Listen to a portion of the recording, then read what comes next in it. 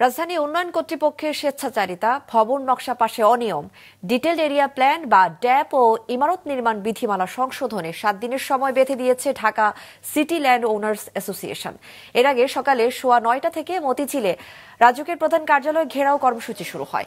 কর্মসূচিতে ভূমি মালিক, প্রকৌশলী সহ আবাসন খাত সংশ্লিষ্টরা অংশ নেন। বৈষম্যমূলক ড্যাব বাতিল ও ইমারত নির্মাণ বিধিমালা 2008 পুনর্বহালের দাবি জানিয়েছেন আন্দোলনকারীরা। রাজুকের কিছু অসাধু কর্মকর্তার কারণে নির্মাণ ব্যবসা হুমকির মুখে পড়েছে বলে অভিযোগ করেন তারা।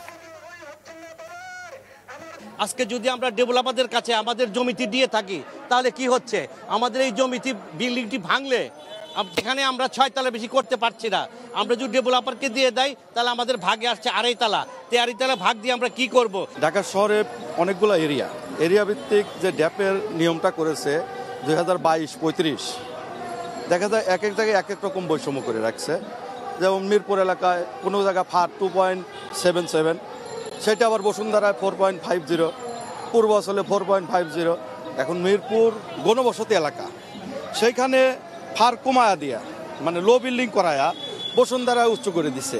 এটা আমাদের একটা বড় প্রতিবন্ধকতা। রাজুক কর্তৃক যে সকল প্লট বরাদ্দ দেওয়া হয়েছে আপনারা জানেন, উত্তরা এবং মিরপুরের এবং পূর্বাচলকে ডেভেলপ করার জন্য গভর্নমেন্ট কর্তৃক বিগত সরকার চেষ্টা করেছে ঢাকাতে কোনো বিল্ডিং প্ল্যান দেবে না, পূর্বাচলে বিল্ডিং প্ল্যান দেবে, কিন্তু সেখানে মালিকেরা বিল্ডিং করে তারা নিজেরাও থাকার বসবাসের উপযোগী নয়।